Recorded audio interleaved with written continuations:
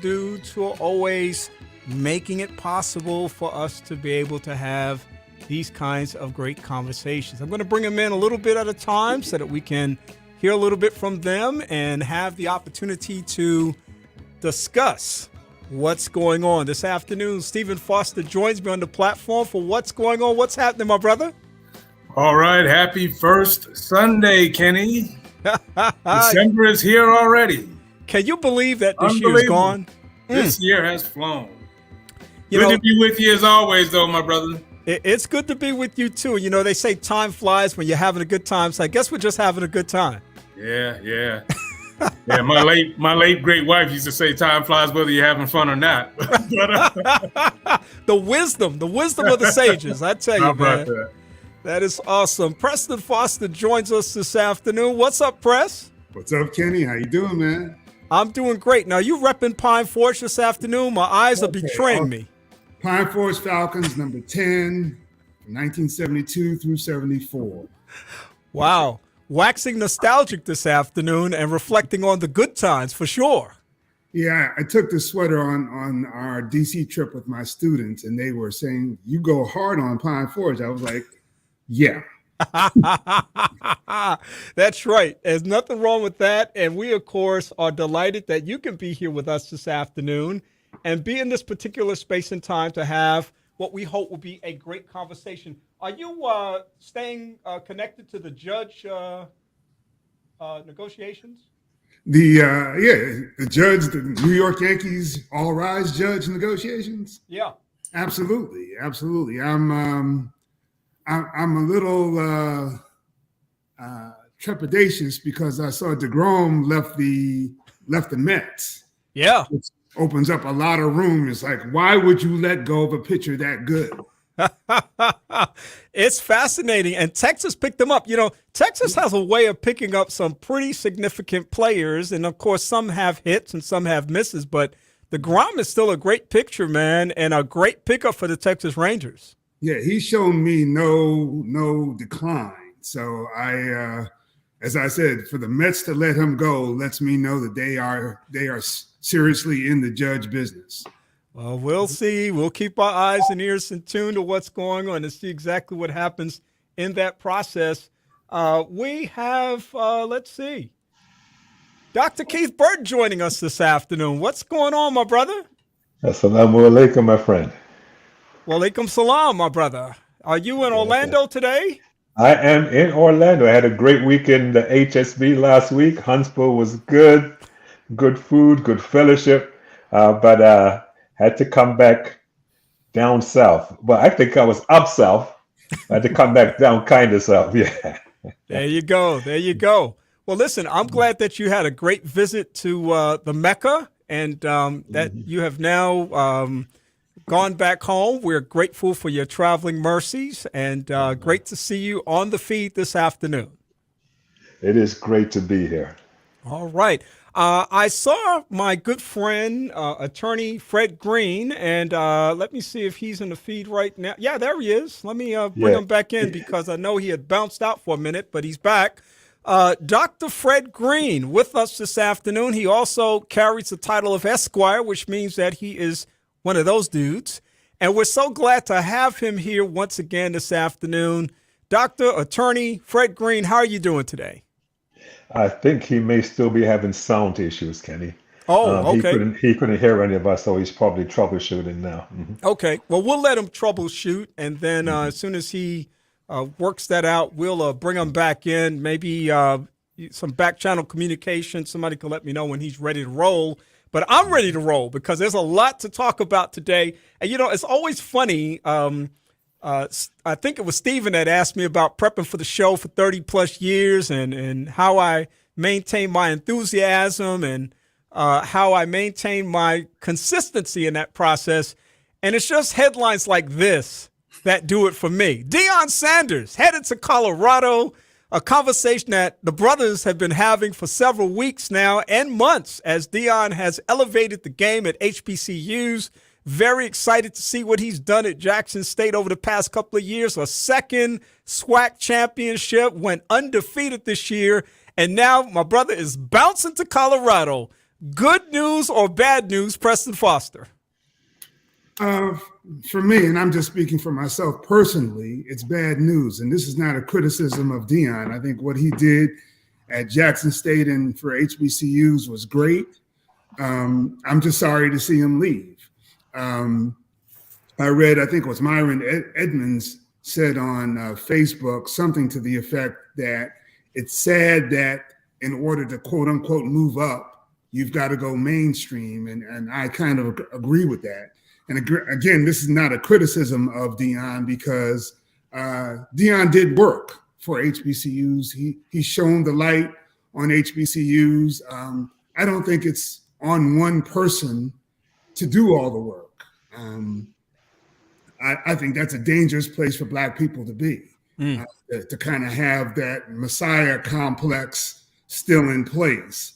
I think the work needs to be passed on to others and taken up by others. And I do think that HBCUs need to figure out a way to be able to retain the best talent.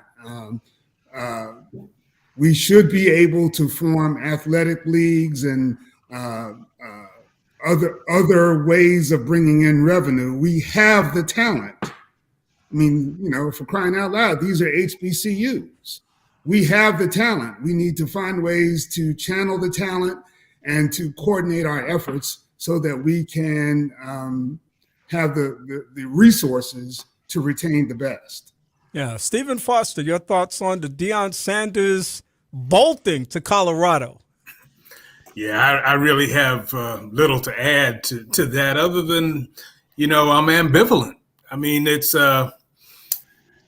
somebody has, I think, our friend Dr. Seard has analogized this to Jackie Robinson leaving the Negro Leagues. So I mean, I understand it.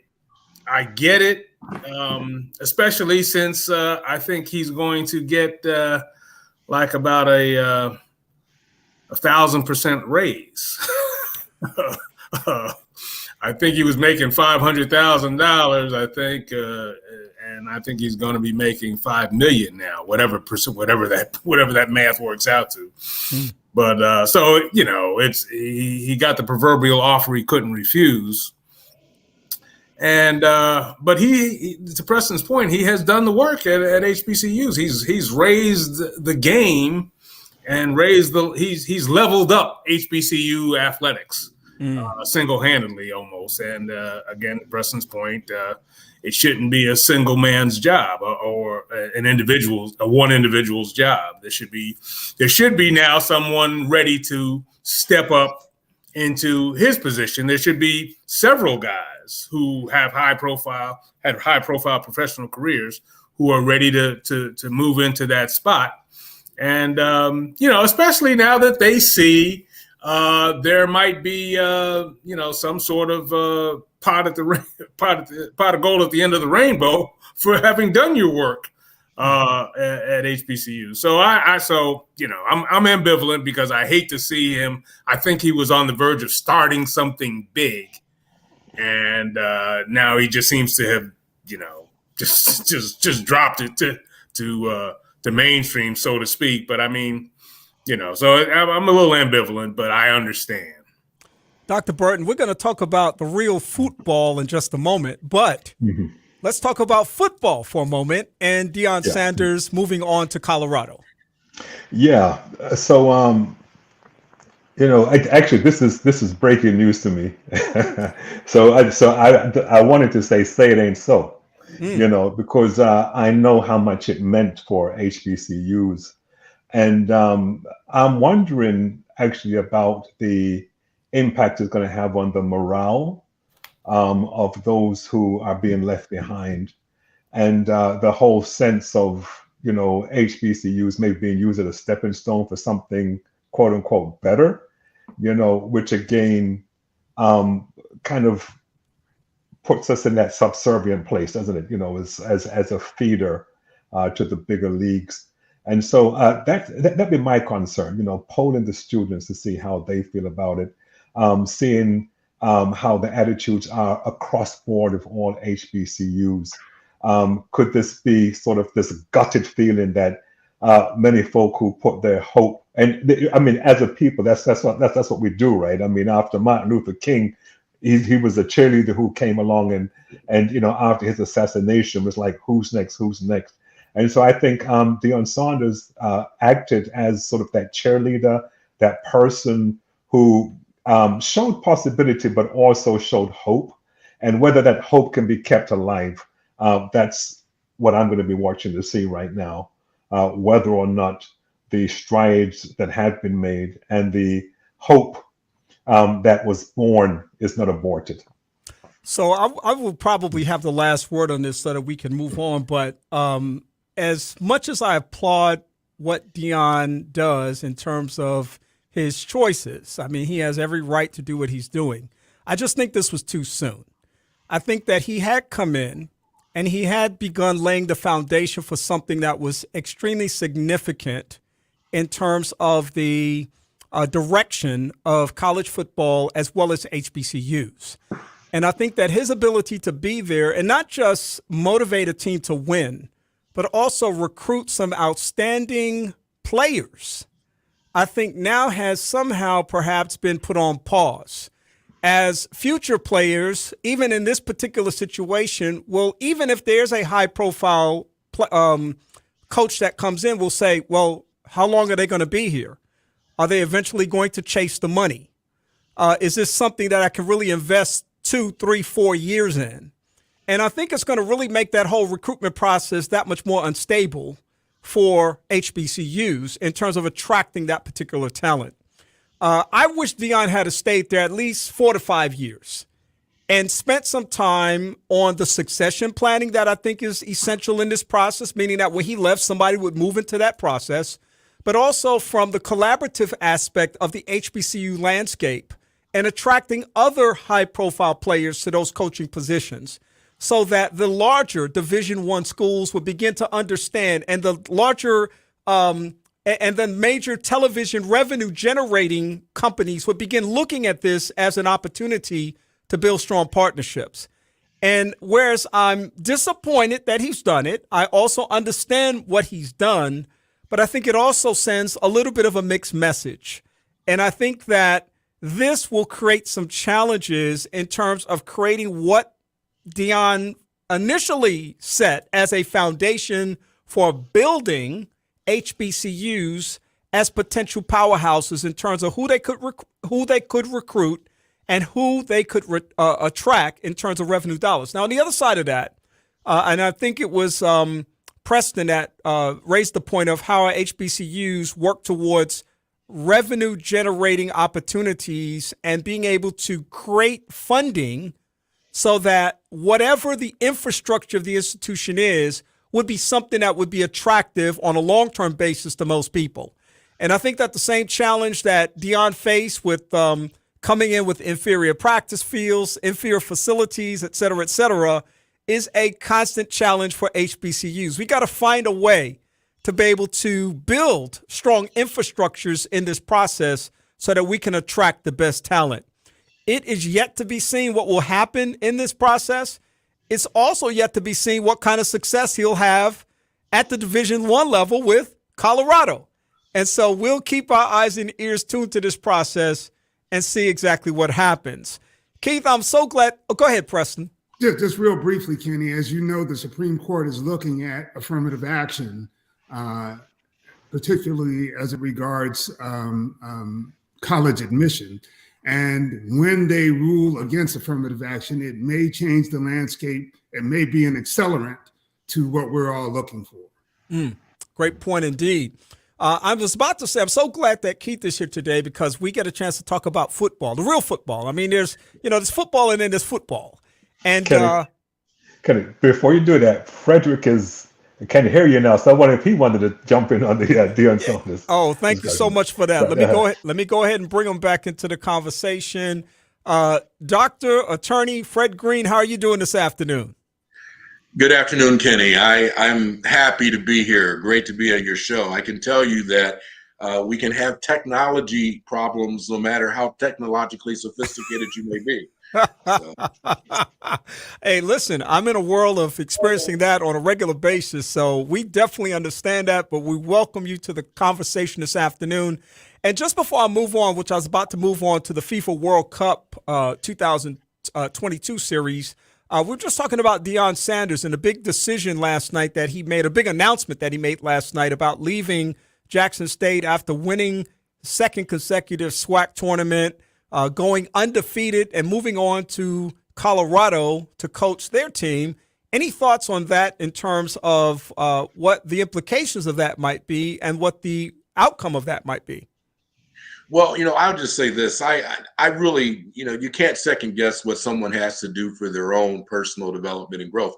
I mean, he was a tremendous benefit, obviously an asset for Jackson State University. And hopefully his example will set example for others that will recognize, hey, you can go to an HBCU and you can really make a contribution and do something well. I would love to see him stay longer, of course, but people make decisions based on what's in their own personal best interests. And so the fact of the matter is that we would not have even seen him go there to begin with, other than he made that decision to go there and to, give the service that he gave for the 3 years, 2 years, 3 years. 2 years, 2 short years. Right. And did quite a bit. I mean, he did quite a bit in the time that he was there. No one would disagree with that. My thoughts again are that it was just too soon. He has a right to do whatever he chooses to do. God bless Deion. I think that what he's done has been remarkable, and I hope it does serve as a catalyst for change within the HBCU universe, and we'll see what happens. I was just moving to the FIFA World Cup. I wanted to get Keith in here because, I mean, we talk about baseball, basketball, hockey, football, and I always feel like I'm leaving Keith out in some way. But listen, man, I raised this thing to the top of the conversation today because you are with us today.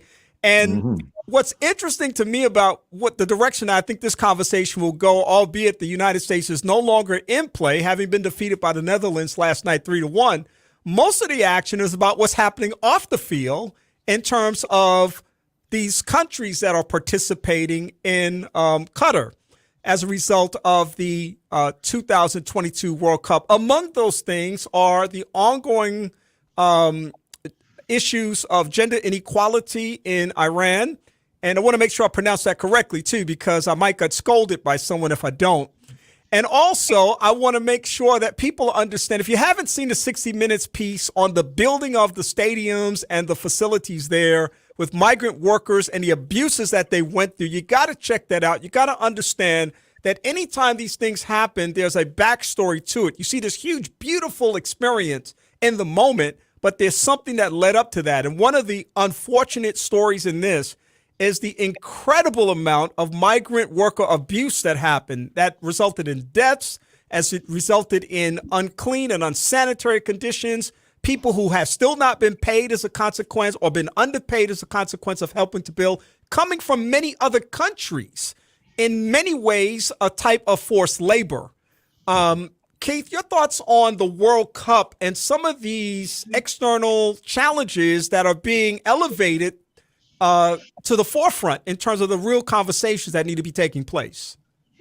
Yeah, so first of all, some of the good. I think part of the good in events like the World Cup, the Olympics, etc., is that countries can get a chance to fight each other in a game and no bloodshed in a sense, So watching the U.S. and Iran play, for instance, and seeing the sportsmanship on the field was absolutely a wonderful experience, and you kind of hope that this sentiment would transfer to real life.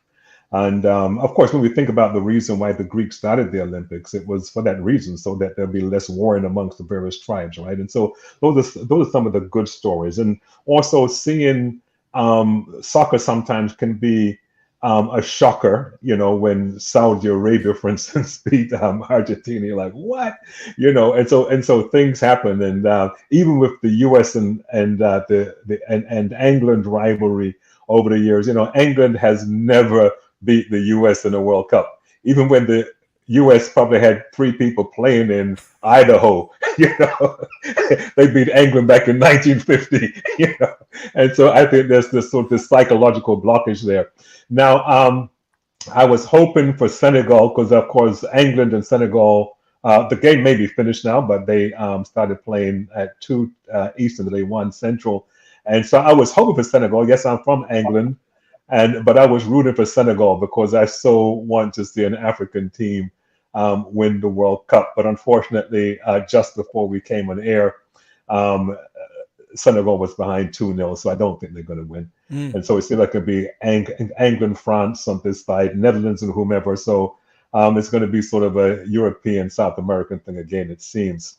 Now, on the negative side, we have the atrocities that are not just unique to Qatar, but throughout that region as it relates to some of these wealthier nations. And I don't want to put religion to it because they're wealthier oil nations who often take advantage of those who come seeking a better life.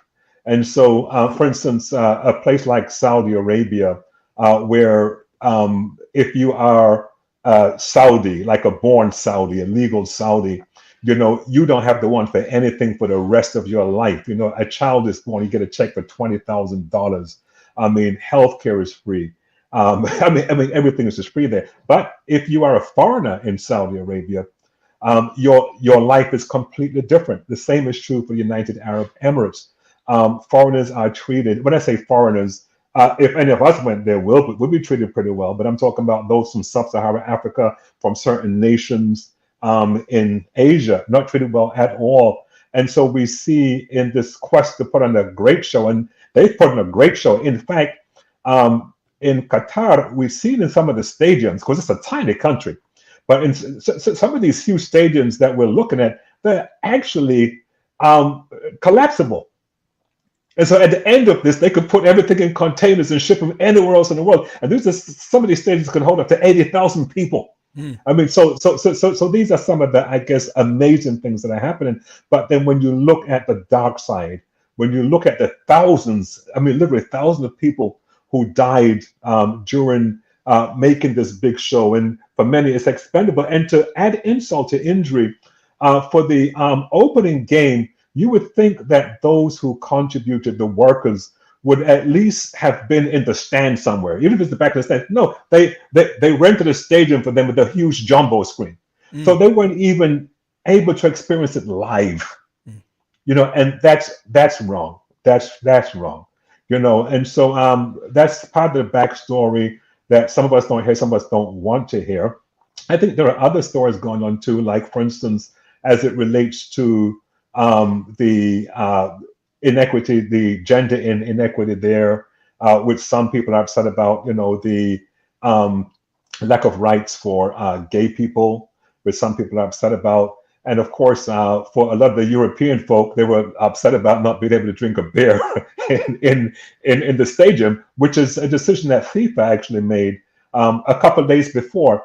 And part of that had to do with the fact that some Europeans had threatened to, kick up a scene about some of the oppressive laws that they have in Qatar. And so the Qatari government basically said, well, if that's what you guys plan to do, you can't have your booze because we're not going to be able to control you. And that was another, people got upset over that. But I looked at an interview recently by John Barnes. John Barnes was the first black man to play soccer in England. And I remember when he started playing, people would throw banana peels and bottles at him as he was on the field. But he basically said, as it relates to the last point that I raised on those who are looking at some of the conservative habits of Qatar, he's basically saying, listen, it's this country. Yes, FIFA decided that this is where they're going to have the World Cup because this is an international organization. And every country is not going to have the same values, the same morals as England, the US, and France, etc. And so he says, let's stop, sort of the shaming and the trying to change their internal ways in which they may do things from a conservative perspective and just be good guests as we would want them to be in our country. But I do feel that the outrage about the way in which people have been enslaved and abused is necessary. And even after the World Cup, I'm hoping that FIFA would say any country that gets it after this has to abide by some sort of code of standards, that those who make it happen are not only well paid but well treated. I'm going to come back in just a moment, and I want to continue this conversation about the FIFA World Cup and some of the controversy that's swirling around it. I'm going to do that in just a moment with my guest this afternoon on the Second Chance What's Going On segment, and we'll do that in just a moment. Discover 2 ways to journey into the heart of the civil rights movement. In person, on a group tour, walking in the footsteps of heroes from the civil rights movement. Or you can be trained to lead travel experiences, sharing stories that changed the world. Learn about both tourism opportunities at civilrightstrailtours.com or dial 256-525-1203. WJOU is inspiring our community because of nonprofit praise business partners like civilrightstrailtours.com. Transforming lives. Transforming lives. You're listening to Second Chance with Kenneth Anderson.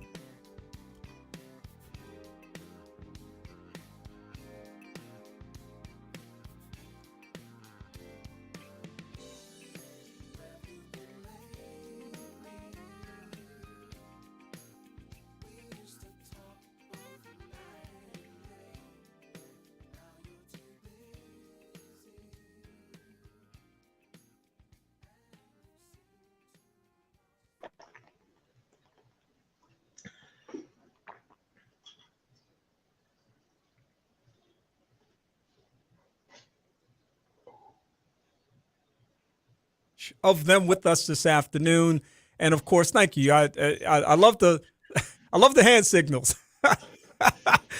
They work better than technology actually sometimes, and that's certainly important for us to consider and think about.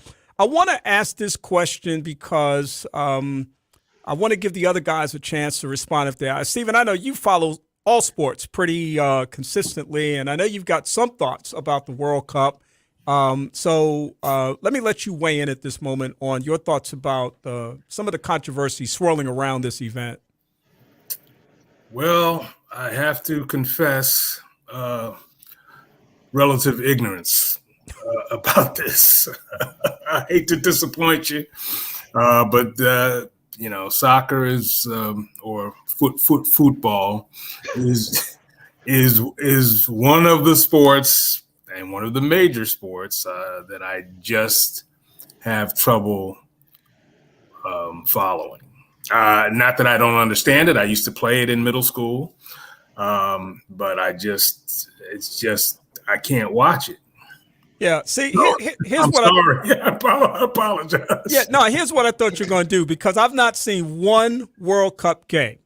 But introducing this topic, everybody thought I was brilliant as far as the World Cup was concerned, because I didn't even mention the fact, other than the fact that the U.S. lost yesterday 3-1, that I haven't watched any games. I pivoted to talking about some of the controversies, and everybody said, man, this guy's brilliant. He's staying right on top of everything. I thought you were going to do the exact same thing.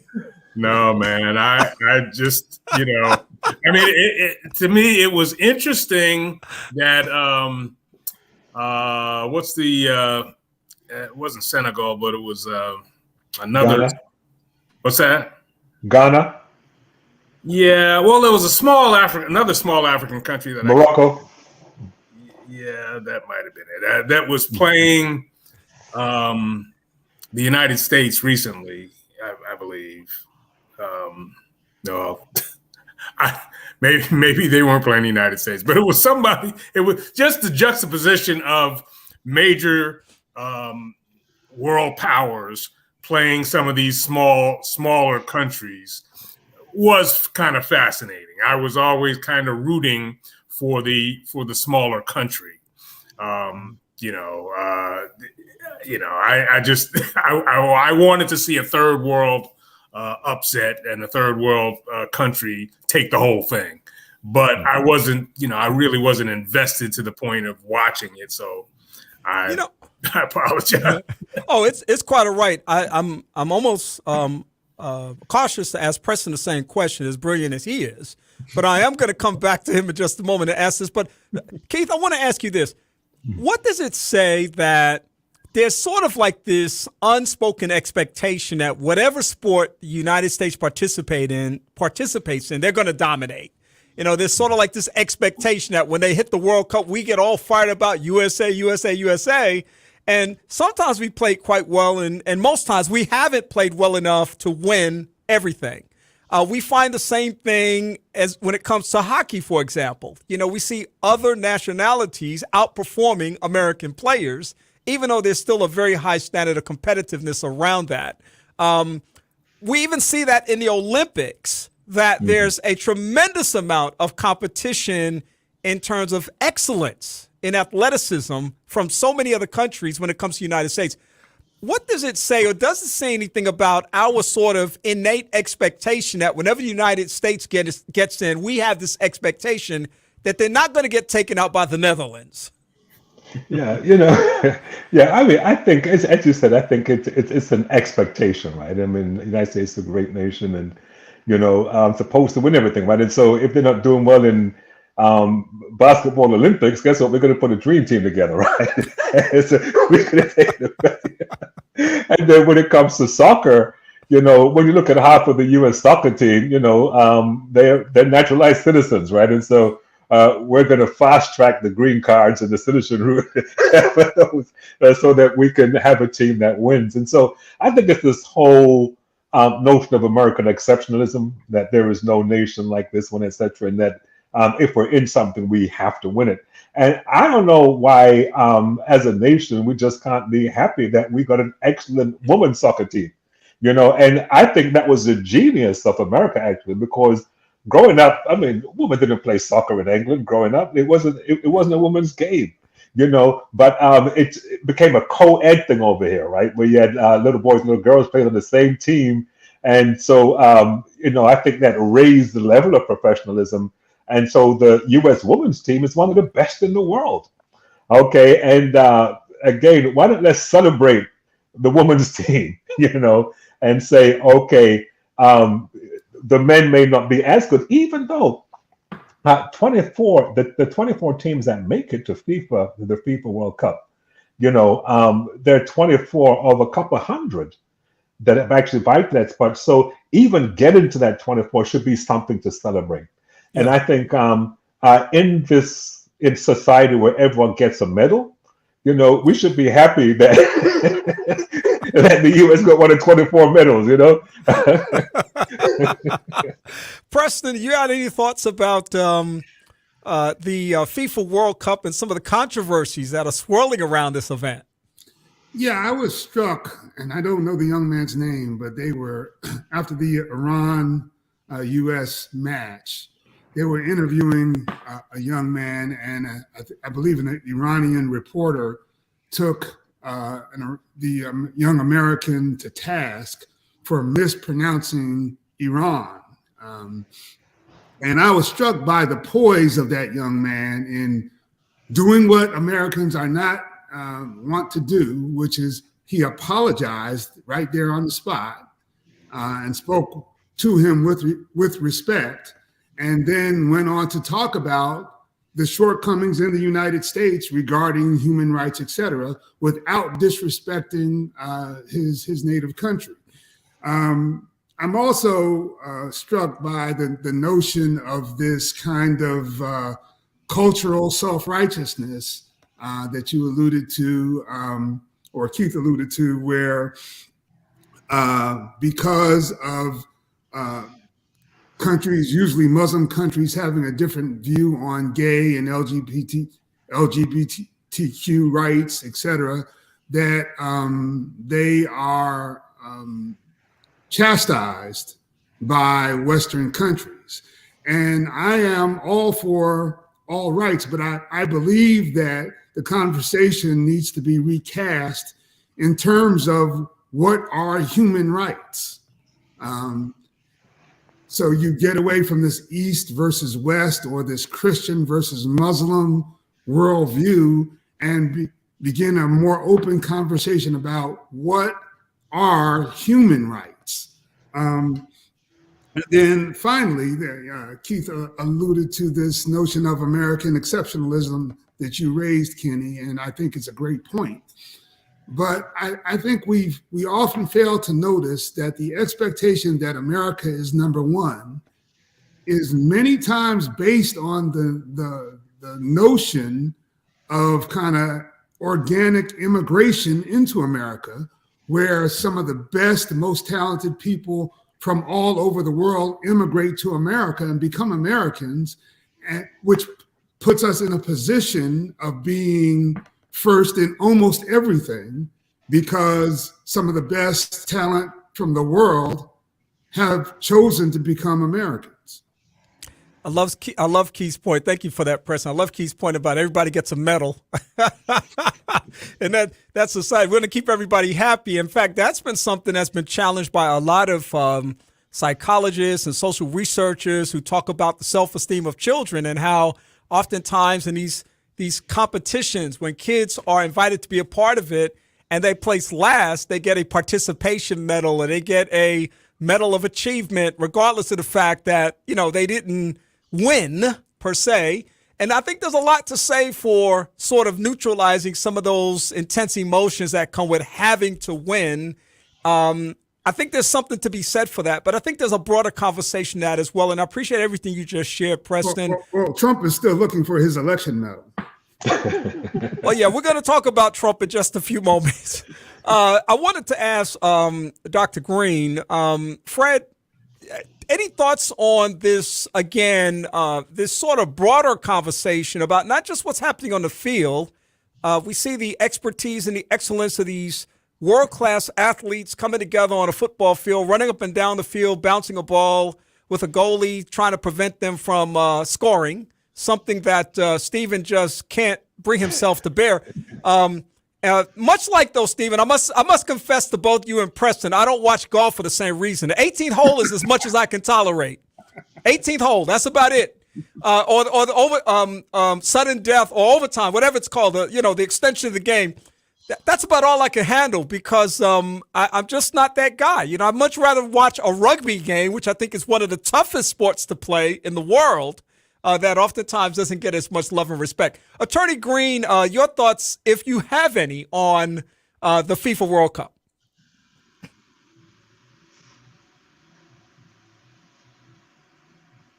You're right. That hand signal does work. Thank you. A couple of quick things I would say about it. One, if you look at, as you know, the women's team has won, I believe 4. I know they won in 2015, 2019. I think they won some World Cups. So the USA women's team back in the 90s. So they've been quite successful. So I'm really proud of the United States Soccer Association agreeing this agreement that the women are going to have pay equity in soccer. That's amazing. They actually should be paid more than the men's soccer players when you look at their actual performance. But still, pay equity is a major thing to see that, particularly in professional sports.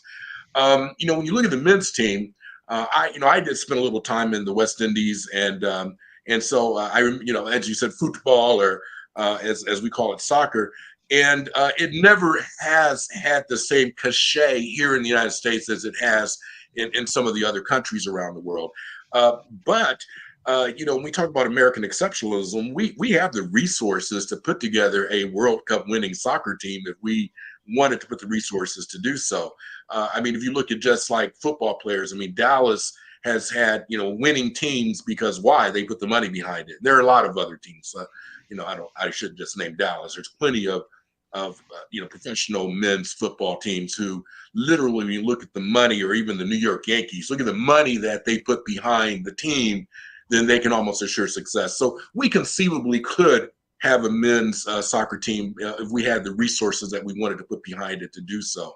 When you look at the controversies, I think that, I don't know that any of them are that everlasting. I was impressed with the young gentleman also who, apologized for mispronouncing Iran's name, and then, went on to indicate that, hey, guess what? There are problems all over the world, racial problems. And, he was very sophisticated to be he was 22 or, 21-year-old kid, 22-year-old. And I think that it was distasteful for someone to remove the emblem from Iran from their flag. I don't know what point you're making by desecrating someone's flag, but that's it's not a major controversy, I don't think. So I think the biggest thing is that, to me, the biggest issue is the pay equity issue, and that I'm happy to say is something that we've seen happen here. Yeah, this is really part of a much broader and deeper conversation as you consider so many different aspects, and of course how world politics have always either paralleled sports or been included in the conversation as well. Going all the way back to, as I remember, the Olympics in which the Palestinians killed the Israelis. I mean, there's always been something in terms of these kinds of games and these world stages that have further highlighted the concerns that various nations have had, and people have taken the opportunity to elevate their causes and their voices as a consequence of that. I, like many other people, are very impressed about the revolt taking place in Iran right now with the women who are demanding their rights, who are saying enough is enough, that in 2022 we're not going to be second-class citizens anymore, that your ways are outdated and antiquated, much like other rebellions in the past. I think about Tiananmen Square and the Arab Spring. There are a number of things that have demonstrated that there are times in our lives and cycles in which these kinds of conversations will be elevated to a point where we've got to take a look at them seriously and consider them. I appreciate Michelle Palmer this afternoon for working as part of our research and development team. That young man that we keep referring to is Tyler Adams. He was the team captain, a young African-American player on the team that came to the defense of the United States, but also I thought in a very mature way. I imagine in his situation, I saw people like Dennis Rodman and some others being asked a question like that and how that response might have come back. But he very respectfully owned his mistake and said, I apologize for mispronouncing the name. And in his mind, even though he didn't say this, I could imagine him saying, that's something I'm going to make a note of and make sure I don't do that again. But just a very respectful response in terms of that. And I think that's so important in terms of these sort of touchy and potentially incendiary dialogues that we have these days, that we show a degree of respect as it relates to what's going on in these situations. Gentlemen, I want to ask you about a 65-year-old photo of Cowboys owner Jerry Jones. Only time I talk about the NFL on this show is when it's something controversial that I can further put my foot on it, because I'm still boycotting the NFL for lots of different reasons. It's not just how they blackballed Kaepernick, with Jerry Jones, in fact, leading the charge in that process. But 65 years ago, a 14-year-old Jerry Jones was found in a photo standing on schoolhouse steps with a very rabid group and robust group of students who were trying to deny black students admission to that particular high school. And of course, many people have weighed in on the issue. One of the loudest voices in this process has been none other than Stephen A. Smith, of course, who has come to the defense of Jerry Jones and said, no foul. I wonder what you brothers may think about Jerry Jones' photo showing up as a young 14-year-old, to which he basically said was a moment of curiosity for him. And what your thoughts are about how significant this is. Preston. Yeah, I've been following that, and it's sad to see that Jerry Jones, it's not surprising, but it's sad to see that Jerry Jones just can't own up to the company he kept. And that is, if you were in that crowd was there to stop or to berate Black people trying to integrate a white school. And yeah, Jerry Jones was 14 years old, but I like the way Jay Williams kind of framed it on Stephen A. Smith's show. And what he said basically was, you can't be faulted for being in a crowd when you're 14 years old. But what you can be faulted for is not stepping up and saying, that was a bad crowd. And I am totally against the type of racism that crowd was promoting. The same energy that was brought to Kyrie Irving was not brought to Jerry Jones. And so it's not just about what about or comparing, but Jerry Jones is obviously an owner of an NFL team. And it's an opportunity for him to speak post Kaepernick about not only the role of racism in American society, but his personal experience with racism. And so that's why I thought it was and is sad, because at least unless I've missed it to this day, Jerry has said nothing to disown the crowd that he kept. Dr. Green, is this much ado about nothing, as some people have suggested, or is there some significance in this incredible find in this photo some 65 years later? I don't know. That's the easy answer. I think that, the fact that it was such a tender age, I don't know what that means. I don't know whether it means he understood the implications of what he was doing at the time. I just don't know. I can't judge him based on that 65-year-old photo. I do agree with Mr. Foster that at the very least, he should clarify now what his position is, and that he understands now that that was not a good look.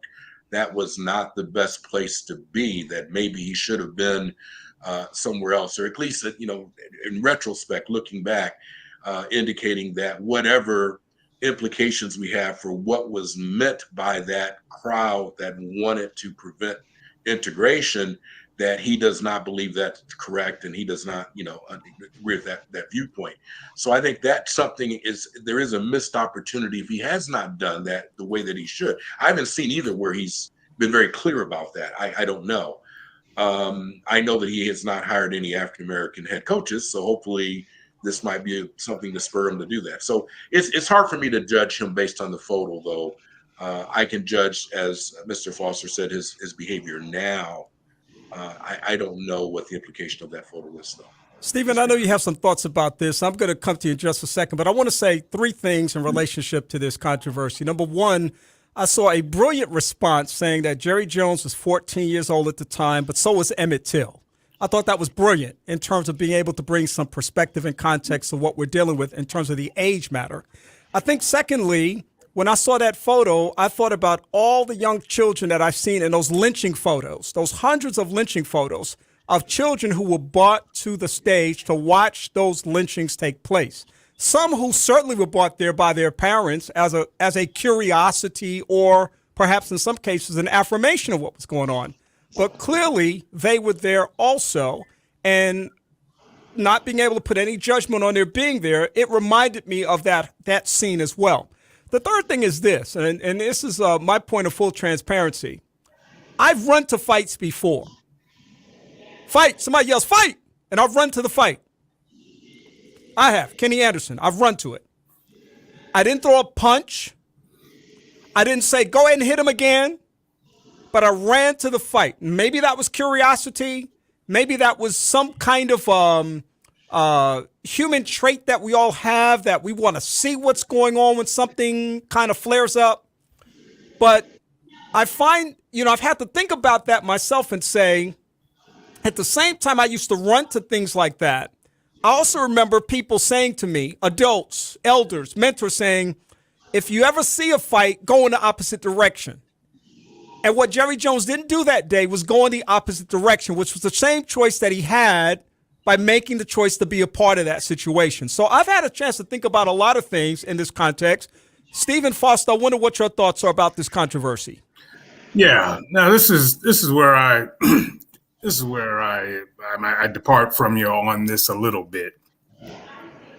Jerry Jones, being 14 at the time, may have been just a curious onlooker.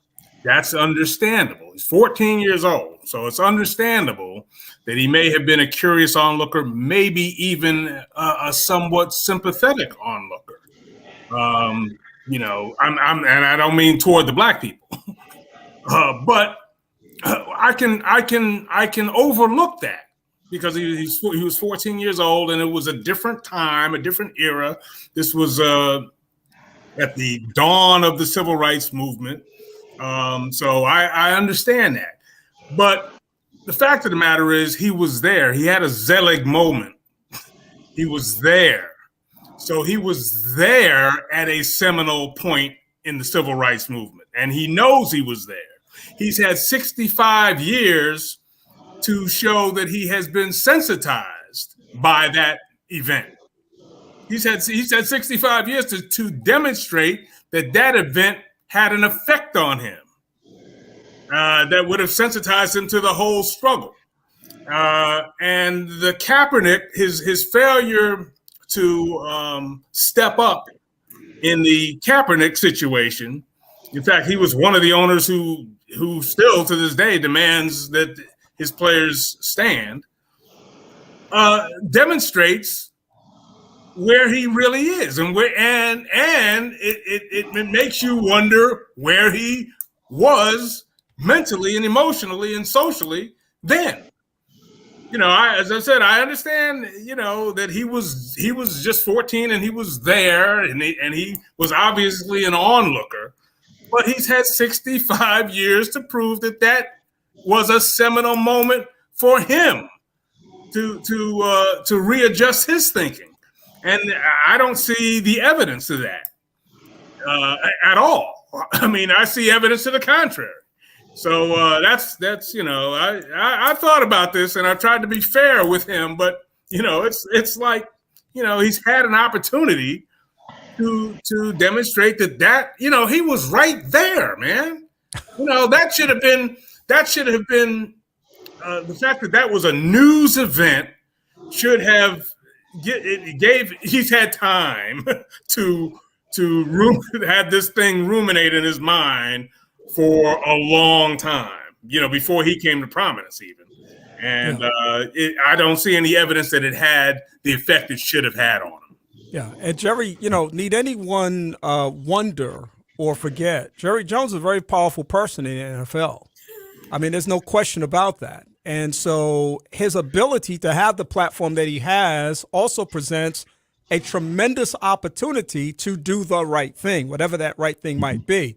Dr. Burton, I'm going to come to you. I know you're brimming over there. You're just dying to get in this conversation, but I got to take a short break here and transition so that people can know who we are and what we're doing on this broadcast. And I'm going to come back to you right after I take this short break with your thoughts and comments on the Jerry Jones photo 65 years later and the controversy swirling around that, if there even is one. And we'll do that in just a moment. I'm Kenny Anderson. It's Second Chance. I hope that you're having a great afternoon. Why do we say praise 90.1 FM? Because the blessing is in the praise. And I shall live, live and not die. I shall amazing grace, how sweet the sound to save the wretch like me. Said I once was lost, but now I'm found. I was blind, but now I see. Filling your day with songs of praise. Praise 90.1 FM.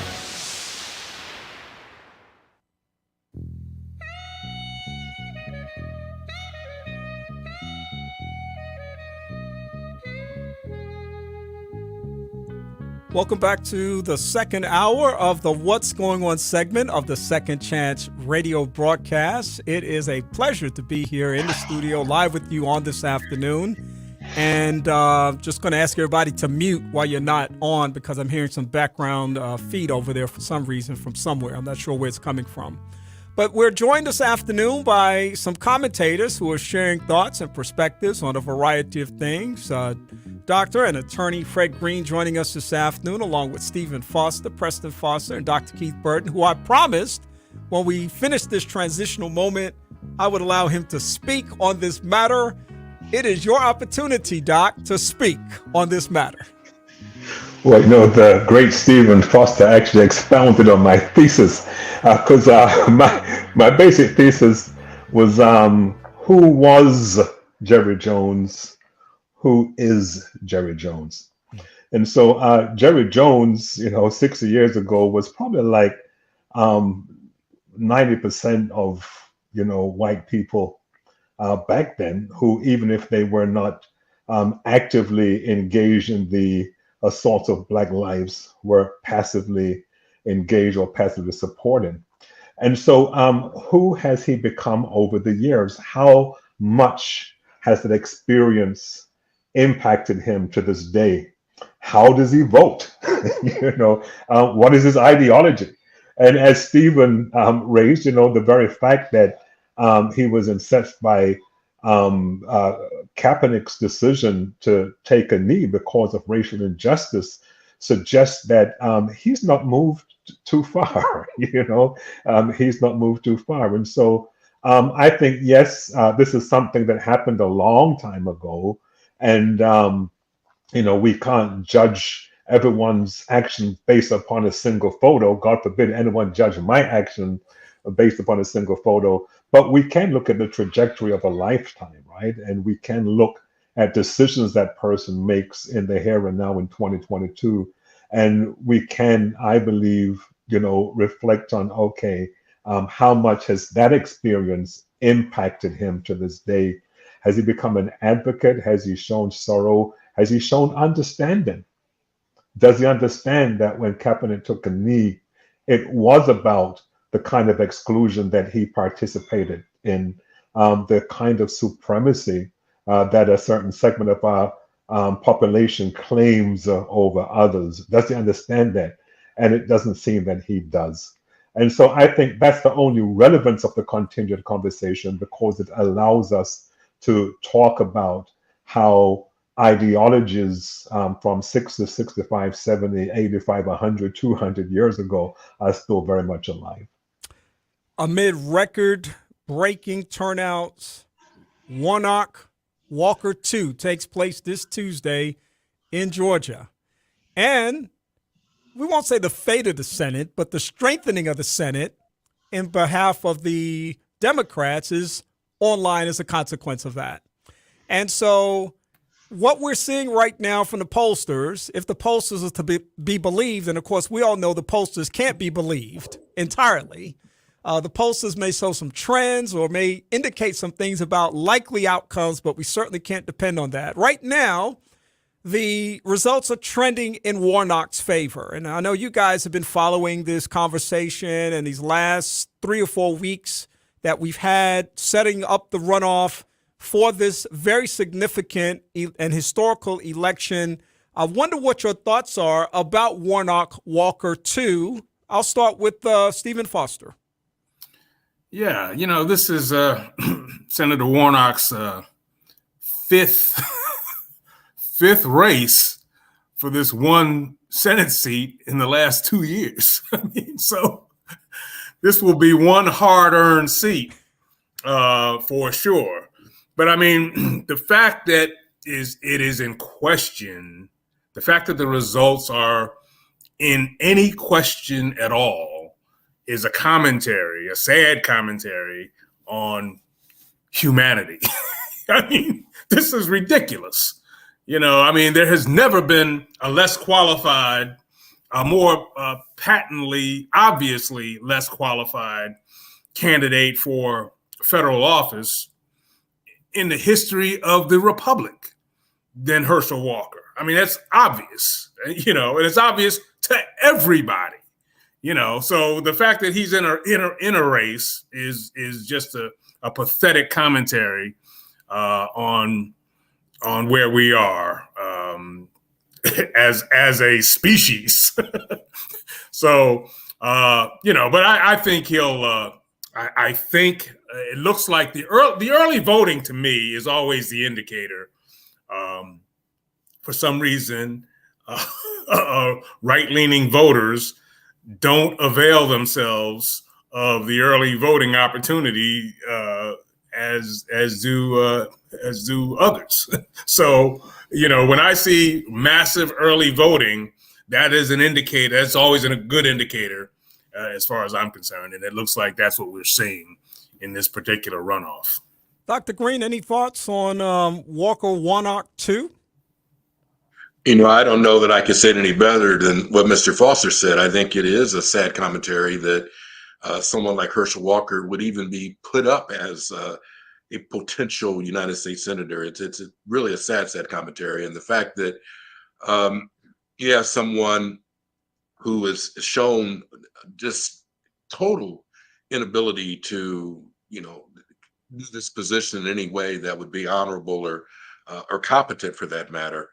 I simply hope that you're right, that the early voting is an indicator. I hope that we see a tremendous turnout on Tuesday, and that we're not shocked or surprised. I'll never forget 1968, sitting with my father late on the night of the election, and we were looking at the returns from Hubert Humphrey and Richard Milhouse Nixon, and at that time a 7-year-old child, it's the first time I ever saw my father cry when a tear streamed down his cheek when Walter Cronkite said, CBS can now project that Richard Milhouse Nixon will be the next president of the United States. And I saw this tear run down my father's cheek because Hubert Humphrey, the happy warrior, was a tremendous candidate. So I've seen this, and I've seen it over and over again, and I hope I don't see it again. I really hope that you're right, that Senator Warnock will be reelected for a full term. Dr. Burton, your thoughts on this heated contest?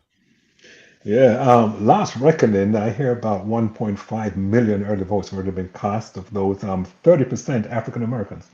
And so that seems to be a good omen. Of course, anything can happen. And so I am hoping that the werewolf does not win. And for those who are wondering what I'm referring to, I know exactly what you're referring to. You got to let everybody know, though. Yeah, I mean, this is reality TV. He says he used to want to be a vampire, but no, werewolves are better. And I'm not sure if you heard Barack Obama as he was stumping for Warnock. Basically saying, "Well, I have to admit, there was one time when I was wondering if I want to be a werewolf or a vampire, but I was 7 then." And so it is. The reality TV part of it is humorous, but the life part of it is painful because even though it seems as if Reverend Warnock is going to be the victor, and even if Walker is the victor, then the Democrats still have a majority in the House, right? But the fact that it's gotten to this point, the fact that the Jerry Jones spirit is still alive in almost 50% of the Georgia electorate is concerning. And I think about the Jerry Jones spirit, those who do want to see that divide and would rather have this caricature of what people who think that we are less than think we're supposed to be with our several baby mama, with our inability to articulate, etc. I mean, this is what they want, and it's a shame that the spirit that possessed Jones to participate in that, resistance, that white resistance, so many years ago, is still alive today. Preston, you get the final word on Walker Warnock 2. Well, I think there are a couple of ironies. One is that if Warnock wins, that for the first time in at least a generation, a Senate seat will be held by a Black liberal Democrat in the South. And I think that's ironic because I think in part, particularly in this election, it is a result of the Dobbs decision. That is the Supreme Court ruling against Roe v. Wade and making abortion a states' rights issue. That had the effect of bringing out the Democratic base, and I think just as significantly, taking an issue away from the Republicans. saying that you were against abortion used to be a reason, a slam dunk reason, to vote for a Republican if you were pro-life. Now, I think because of the Dobbs decision, that's been kind of diluted.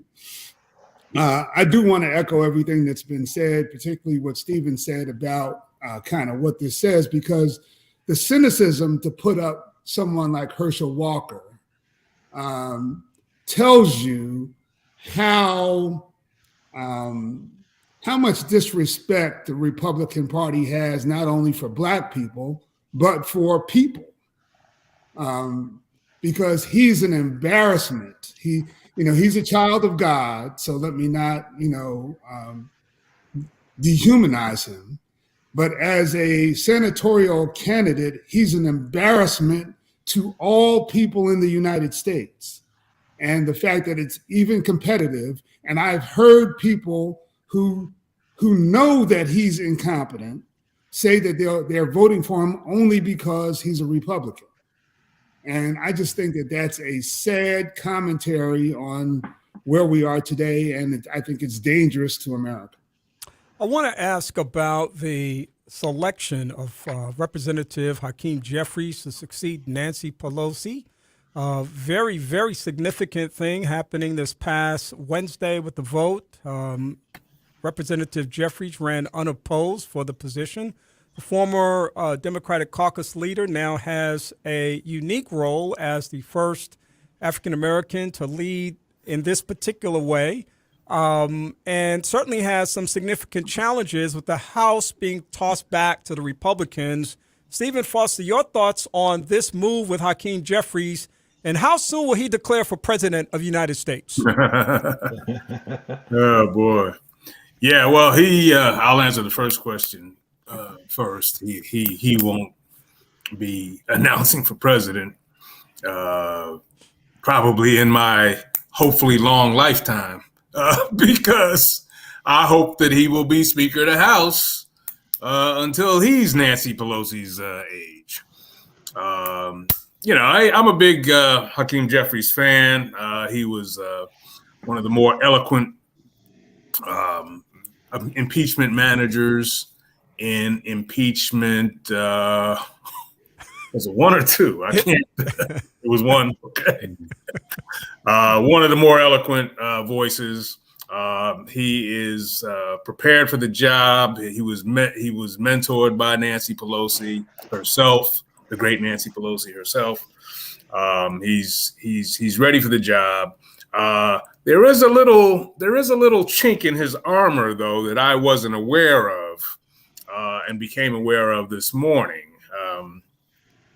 In 2016, and of course, Senate Minority Leader McConnell pointed this out earlier this week on the Well of the Senate, that the Honorable Mr. Jeffries was an election kind of denier in 2016. He did call the election of Trump kind of illegitimate. I think he used the word illegitimate, which has, of course, come back to haunt him now in this era of election denial. But to his credit, he's quick in terms of his talking points, and he did point out that he did not object to the certification of Donald Trump's election in 2016. He attended the inauguration. He worked with the Trump administration on criminal justice reform. He didn't support an insurrection. He didn't support an insurrection, right? We need to add that. So I think he'll successfully navigate those political rhetoric waters. But he's an excellent candidate. This is a sign of the times, a good sign of the times in terms of a generational shift that needed to take place in the leadership of the House, and to me, with the leadership of the Democratic Party generally. So I'm happy to see it. I think he will. I think he'll do himself and do us proud. Dr. Burton, your thoughts about the succession of Representative Hakeem Jeffries? Yeah, I think it's a great thing to have younger blood. I don't want to say young blood, but younger blood, because sometimes when folks stay on for a long time, people who've been waiting for 10, 15 years are almost their age, right? And so we know Nancy did a great job. She was in for a long time and did a great job in leading, but I think we're getting an opportunity to once again look at the reality that those who represent us don't really represent us, in the sense that, yes, we may be getting more representation as it relates to gender and ethnicity, but when it comes to age, there is still a problem, particularly with youthfulness in the House and Senate. But I think part of the story of Jeffrey's succession elevates, and what I just said, elevates a problem that we still have in those who want to hold on to power. And so Jeffries may still be the speaker or the leader of the Democratic House another 20, 30 years, which would be a problem. And I see that also exemplified in Clyburn, because not only did Pelosi step down, but Steny Hoyer did, but Clyburn, for whatever reason, decided he was going to run again. And of course, those are the three top positions, in leadership. Maybe it was for continuity. I don't know. But I do think that there are times when people need to ask themselves the question, have I lived out my illness? And it also begs the question, is there any intentional succession planning? We hear about Nancy Pelosi mentoring Hakeem Jeffries, and I'm wondering who Clyburn is mentoring. I'm wondering how many are being mentored, and why it may be that if you are mentoring someone, that you don't feel that it's time to step aside so that they can step in a position where they can have some usefulness. Preston Foster, your thoughts about Representative Jeffries and his new role? Yeah, I think it's a time to tip our hats and recognize the greatness and the significance of Nancy Pelosi as a historic figure and a political pragmatist. I'm glad to see Representative Jeffries move to the leadership position. As you know, he visited Oakwood University about 3 years ago. He's from Brooklyn. He knows where every Seventh-day Adventist church is in Brooklyn and can name them all. And I say that with a smile, but it's also significant that someone who may be Speaker of the House understands our worldview and what's important to us politically. He'll likely become Speaker in January of 2025 if what normally happens after presidential elections holds its historical precedent. So we have a chance that a woman, the first woman Speaker of the House, will be succeeded with one removal by the first Black Speaker of the House, and that's significant. What's interesting to me to watch is that when you are in a position of leadership, and it's notable also that Jeffries ran unopposed, that says to me a lot about his political infighting and strategic abilities. But it will be interesting to see when and if he becomes Speaker, how a Black political pragmatist is viewed in that seat. Now, we've had a Black political pragmatist as president of the United States, but having a Black political pragmatist in the same house as AOC and the squad is going to be something interesting to watch. So that's what I'm looking forward to seeing.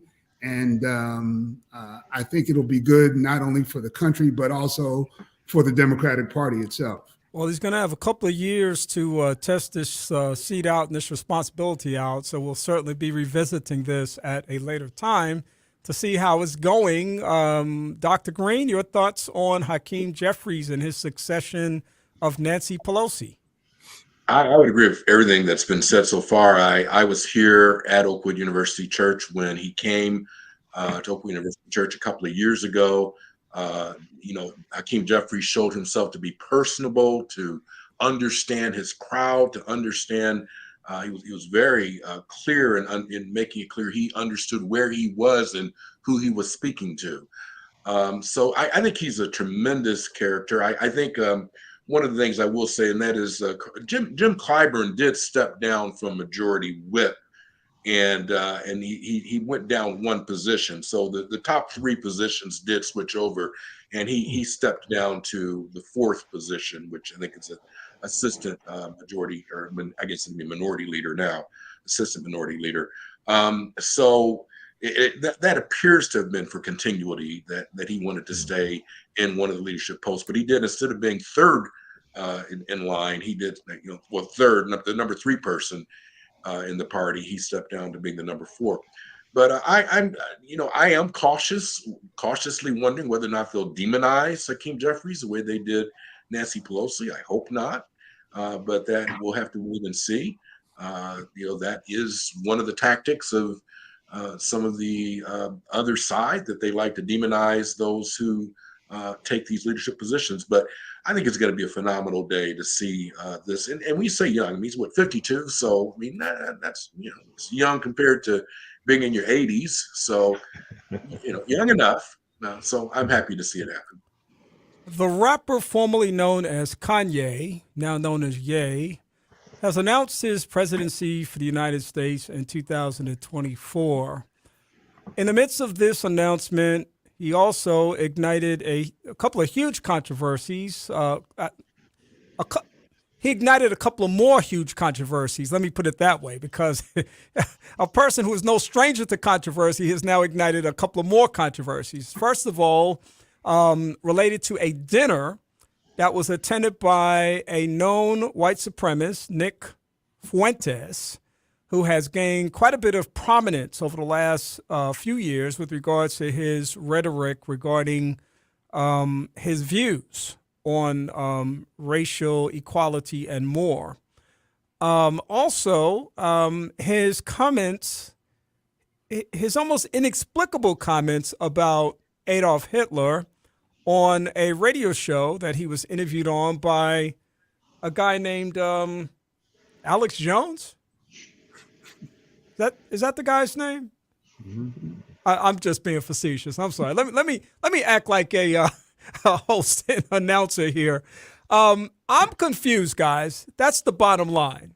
I'm just confused. Now, I'm a mental health guy, so I look at Ye from the perspective of mental health first, because I think he is, at the same time, a very shrewd and sharp dude.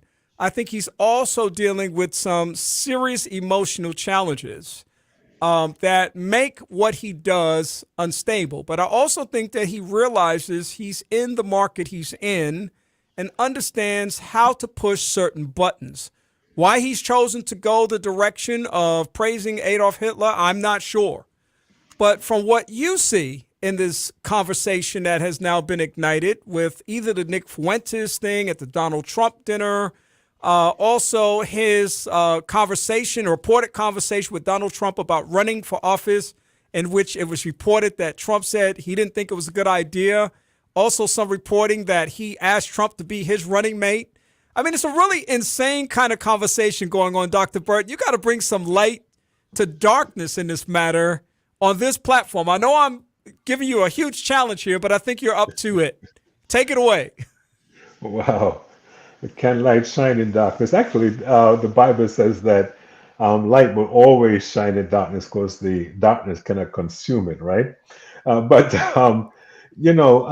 think you said it, Kenny. I mean, we're given a lot of time, a lot of air, a lot of space to someone who has obvious, mental issues. He's not right. He's not processing right. He's not thinking right. And, the problem that we have is media that likes these kind of stories, that likes to elevate for whatever reason. Well, we know the reason. It's it's more clicks, more green, right?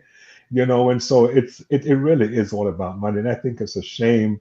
I mean, I don't think anyone and again, I don't want to use this term flippantly, but I don't think anyone in their right mind would even think that Ye has a chance of, winning anything.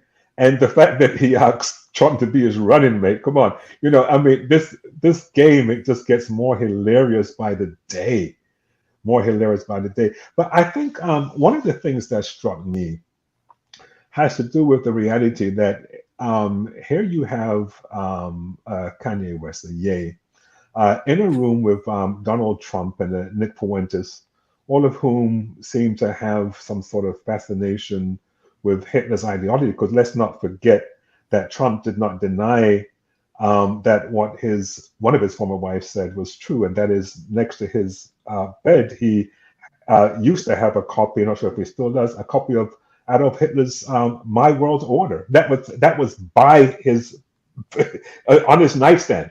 That was on his nightstand, and he did not deny it. He said it was a gift, but he just never read it. That's what Trump did. And so it's interesting that these three are in a room together. You have Trump, the grandson, I forget his grandfather's name, last name Drumpf, who is actually from Germany. And then you have Kanye, and then you also have this other gentleman, last name Fuentes, who claims that, not claims, that apparently his forebears come from Mexico, and they've all embraced this sort of right-wing ideology that is somehow destructive to minorities and others who don't fit into the white supremacist mindset. And so that's kind of what I'm looking at, what that dinner represented, sort of like an anti-Mount of Transfiguration, right? Where you basically have, these folk who are working against harmony, against unity, and they're sitting at table planning to build altars to the gods of white supremacy. Preston, will you add to this knowledge of what Dr. Burton has explained and also identified, and some of the confusion around this issue? There are also some very serious things that are being said and done in this particular space as well. It's widely reported how Trump is now calling for the destruction of the Constitution. Let's just cast it aside. Let's not even consider it as a document that's binding to our nation.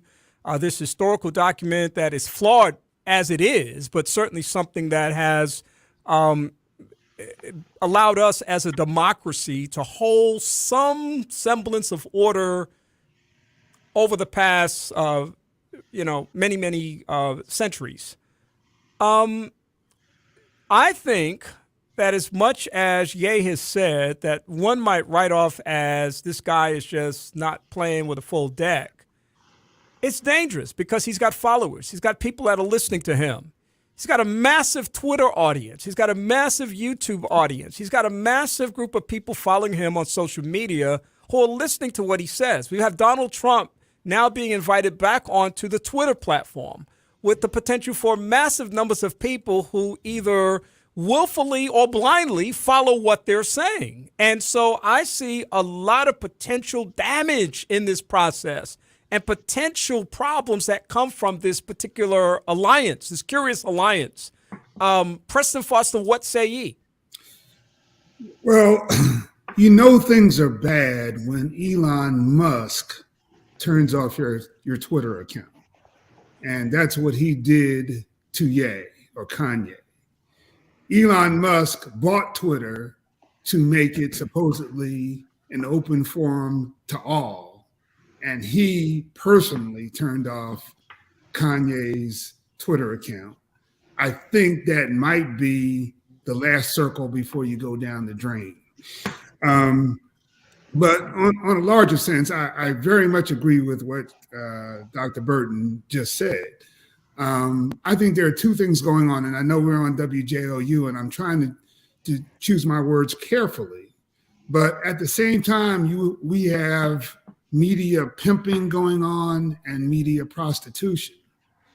The pimping is on Kanye's part, where I believe, although he may not be mentally stable, he does have a genius, as does Donald Trump, for creating controversy that will get him free media coverage.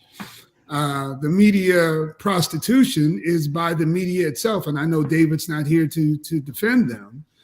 But when you have someone as dangerous as Kanye, who's quoting Adolf Hitler, if you have someone as dangerous as Nick Fuentes, who's defending Adolf Hitler, and you continue to give them a forum and you continue to give them coverage at the top of your newscast, to me, that's purposeful media prostitution that's dangerous for this country.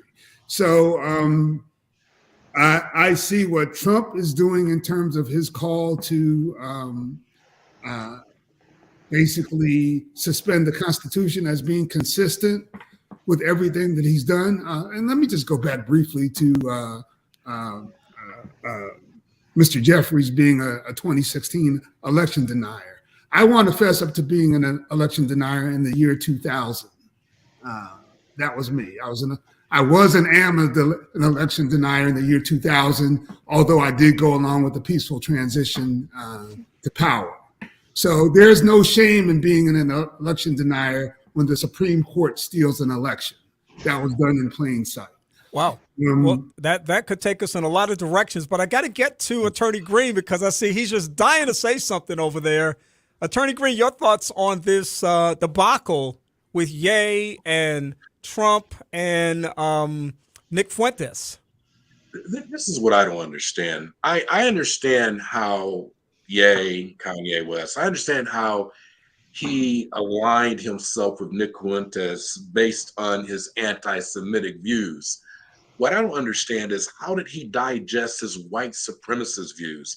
How does Kanye West bring himself to believe, Nick Fuentes really represents, he's a straight out white supremacist, and his views are totally antithetical to anything I could understand how a black man could possibly, now that may play to, and Kenny, you're the mental health expert, and so that may play to his mental state. That may play to the fact that he simply is in such a serious state of mental disarray that he can't really process and understand. How are you cozying up to this person who literally doesn't believe you should be president? How could he possibly believe that? Now, not that anyone else should believe that, but still, but let's put it this way. I think that obviously, I don't think Kanye West should ever be president of anything or hold any elective office, but it's not because of the color of his skin, it's because of the content of his character. And so to that extent, I don't understand how that alliance came together, and maybe someone can help me understand that. Stephen, we've gone from a person who roughly about 10 years ago said that George Bush doesn't like black people, to the same person who said that 10 years ago, appearing as if it's possible that he doesn't like black people. I'm confused, man. Help me bring some light to this darkness for a brother that's just totally confused at this moment. Well, see, I think Kanye, and it's funny you asked Preston, what say ye? I didn't know what say yay.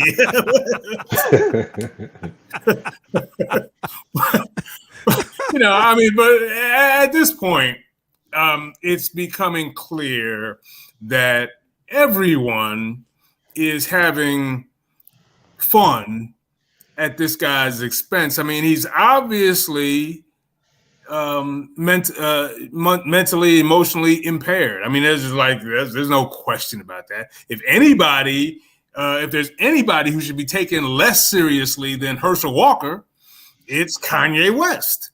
I mean, that's kind of clear now. At this point, it's clear to everybody, especially media professionals, that this man is not all there mentally. So at some point it becomes, he's being exploited. I mean, he thinks he's exploiting, but I think he's being exploited. I mean, the attention, the continuing attention that he gets, I think is just people are exploiting this guy's lack of sanity for monetary purposes, and it's just Now the question is what is Trump's end game in this? Why does Trump continue? Trump must know, but then I don't know if this is true, but Trump must know that he's dealing with a crazy guy. So what is Trump's? I don't understand what Trump I don't understand his strategy. I don't understand where he thinks this is going to go. By entertaining this guy in the company of a known anti-Semite. I mean, it's and I saw Bibi Netanyahu, the former and future prime minister of Israel, go through a lot of gymnastics, political gymnastics, trying to explain, his affinity or previous affinity for Trump, while Trump is, foments anti-Semitism, but at least through association.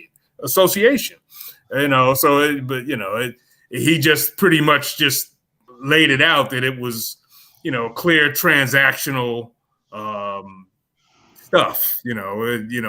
What Trump did for Israel and recognizing Jerusalem as the capital and this and that. He has to overlook certain things to get certain things done in what he sees as his national best interest. But it was just funny to see that play out, and we'll continue to see that kind of thing. Hey, Stephen, you saw Bibi somewhere. Where'd you see him at? I saw him on your favorite show, I believe it was. Was it Meet the Press this morning? I think I did see him on Meet the Press. Okay, so I wanted interviewed by your favorite host. Man, you just broke me down with that, because I said, you know what? I saw Bibi this morning too on this show that I have renounced for the past 4 or 5 years now. I got roped into watching Chuck Todd interview Bibi Netanyahu this morning on Meet the Press, and I regret having done it, except for I heard Bibi's responses. I tried to tune it. Every time Chuck says something, I tried to tune it out. But I was listening to what Bibi was saying, so I made it okay as a consequence of that. But I'm not going back to Meet the Press. As long as Chuck Todd is there, I'm not going back to Meet the Press. I can understand. I mean, he really makes me long for days gone by on Meet the Press when there was some really extraordinary experiences on that show. I want to ask you guys about the retirement of Alabama Senator Richard Shelby. That is a pretty significant thing that has taken place as a consequence of this most recent election where he retired. Senator Shelby is 88 years old, by the way. I think it's kind of hard to imagine sometimes when you think about these individuals, although they serve a long time, but 88 is advanced in years. If he wanted to serve another 4, I'm sure he could have. That was probably his position for life if he chose, because he was revered here in this state as well as around the nation for many different reasons. He's been a friend of the North Alabama region because of the defense industry and the space industry as well. Just wonder what your thoughts about the legacy of Richard Shelby. Preston Foster. Richard Shelby is an icon in the state of Alabama. As you said, he's done a lot for the state. From my standpoint, his legacy is that of a reliable conservative. His voting record is as consistently and reliably conservative as anyone in the Senate, which says to me that he votes many times against my wishes and my interests. And that is what apparently kept him in good electoral stead with most Alabamians. I honor him as an American. I honor him as a Alabamian, but I wish desperately that it, particularly in his latter years, because he transitioned from a Democrat, he was elected as a Democrat and became a Republican, I believe, in 1994, that especially in his last term, when Donald Trump was going through these antics, that he would have had, I'm trying to think of her name, a Liz Cheney moment where he just did the right thing for the country and spoke up. So I think that will be part of his legacy as well, because he did vote to acquit Donald Trump every time that he was impeached. Stephen Foster, your thoughts about the legacy of Senator Richard Shelby? Yeah, I share some of that. Richard Shelby's greatest moment, in my opinion, though, in his service was the fact that he did not back and publicly actually opposed Roy Moore for the Senate in Moore's attempt to get the nomination, and even after he got the nomination, he kind of signaled fairly clearly that it was okay to not vote for this guy, which, you know, in Alabama is a big deal. It was a big deal, and we may never see that kind of courage again.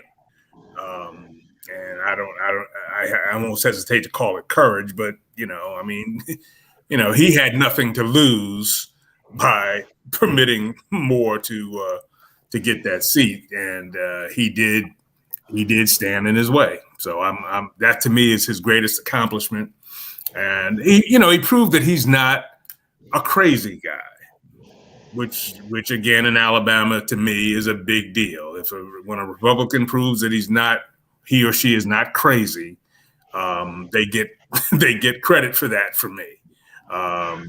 As does, and I hesitate to say this, but as does Governor Meemaw. Governor Meemaw doesn't appear to be a crazy woman, and she gets credit for me for that. And the same thing with the outgoing Senator Shelby. Dr. Burton, any thoughts on retiring Senator Richard Shelby? Well, as Steve just said, I think that, at least for me, his brightest moment was in opposing Roy Moore and enabling the path for Doug Jones. I wish he had shone a little brighter, when Doug Jones ran for a full term. But I think as we look at the overall legacy, though, I see a theme in today's show. It could very well be called the Jerry Jones Show, right? Because we're looking at a gentleman who started his career, his political career, as a Democrat. Then with the Republican Revolution switched. And what basically happened when I see this, and I see what's happening in politics today, the analogy I like to use is if the Orlando Magic all of a sudden traded all of its players with the Miami Heat, all right? Okay, they may be playing under a different name, under a different banner, but it's the same people are playing, right? And so what we basically see with Shelby, he was one of these Democrats that was a part of the party that was just in the last moments of remembering starting the Ku Klux Klan.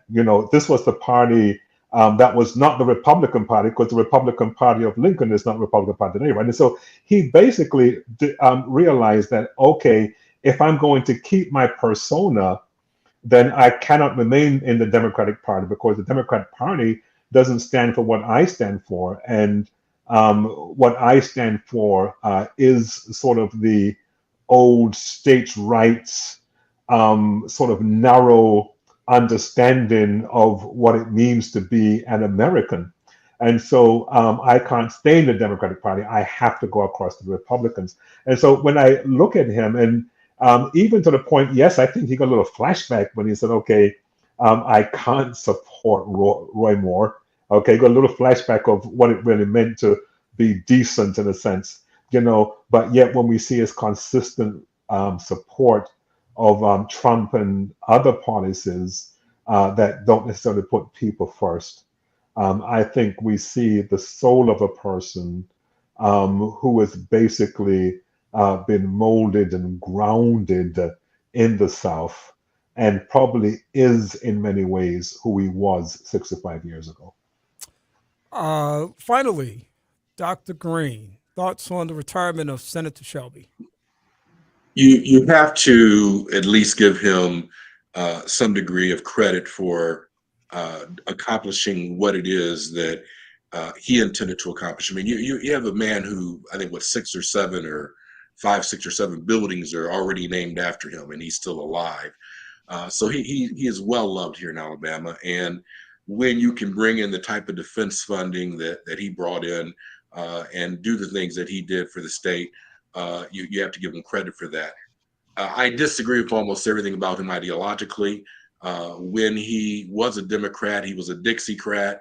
The Dixiecrats essentially wanted to hold on to their racist ideology and to keep that in the Democratic Party. When the Dixiecrats essentially died out, 94, of course, right in the middle of Bill Clinton's term, he did switch to the Republican Party.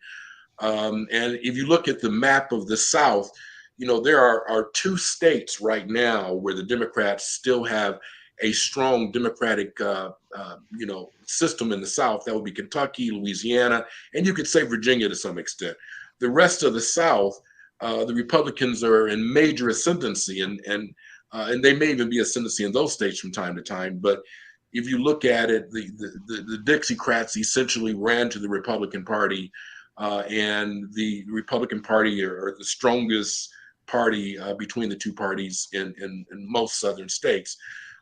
So to that extent, even though I disagree with his ideology, I can't take away from some of his legacy. I want to say one last thing, though, and that is, I believe that history in enough time, and it may not be history in the next 5 or 10 years, but 20 years or 30 years, history is going to look very poorly upon those senators who refuse to vote to impeach Donald Trump, particularly for what happened in the second impeachment, the insurrection. I think that what we'll see over time and over history is that all of the senators who failed to stand up for democracy, who failed to stand up, these senators and these and even the House members, they were under personal attack. They understood and knew that their lives were in danger, and they failed to turn around and to vote for the person who, I think this new report coming out of the House is going to be very clear that Donald Trump was behind the insurrection and the cause of it and the major impetus for it, et cetera.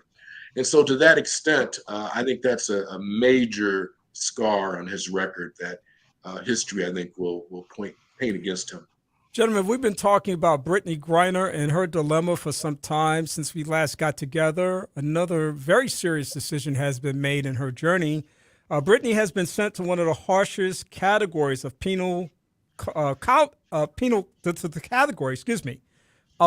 colony for women, and they're called general regime prisons. Now, the story that I'm reading says that many women in Russia are sent to one of the 106 mixed gender low security settlement penal colonies. But because of Griner's conviction for drug offenses, smuggling hashish into the country, she has been sent to one of the harshest facilities for women, and there are about 35 in Russia.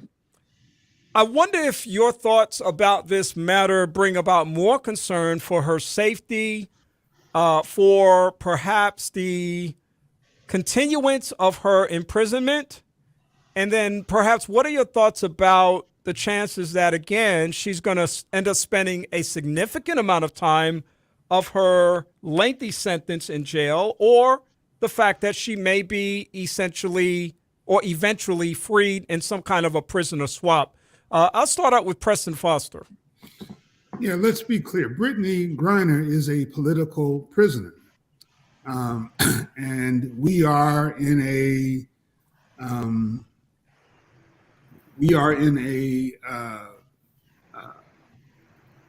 basically an indirect war with Russia right now, with Ukraine, and Brittany Griner is being punished for our support, I believe, of Ukraine. So unless and until the Ukrainian issue is resolved, I don't expect to see Brittany Griner back on American soil anytime soon. And I'm very sad about that because I believe not only is she a political prisoner, but she's a Black woman in Russia. And Putin and Trump were buddies because of some shared beliefs. And I believe part of that shared belief is white supremacy. So I pray for Brittany Griner, but I am not hopeful of any political resolution in the near future. Fred, your thoughts about the Brittany Griner situation? You did say Fred, right? Yes. I don't disagree, but I hope you're wrong. I really hope that the Biden administration can come up with some way to have a prisoner swap or something. I don't know that I have any reason to believe that it will happen, but I certainly hope that it happens. There's no question she's a political prisoner at all. So I'm just confident. I shouldn't say I'm confident. I'm hopeful that the Biden administration finds a way to bring her home. Keith, this is a real sticky situation because the war in Ukraine continues. We do understand that she's a political prisoner. We do understand that they have charged her with one of the most serious offenses in the country, and that she has, as a consequence of that, been found guilty of smuggling this really hashish oil into the country for vaping purposes. Your thoughts about where we are with the Brittany Griner ordeal? Yeah. Well, as I mentioned in a previous show, I don't necessarily believe that she is a political prisoner, in the sense that we know that based upon Article 228 in the Russian Constitution, or under Russian law, sorry, almost 25% of people who are imprisoned in Russia right now is under that article, Article 228. And so I think what has happened, it's become political, but there are other foreigners who have been imprisoned under the same law. So I think it has become political, but to say that she was in prison just for political reasons, I would only agree with that if it was shown that she did not necessarily have the drugs at the time, because others who had drugs were in prison.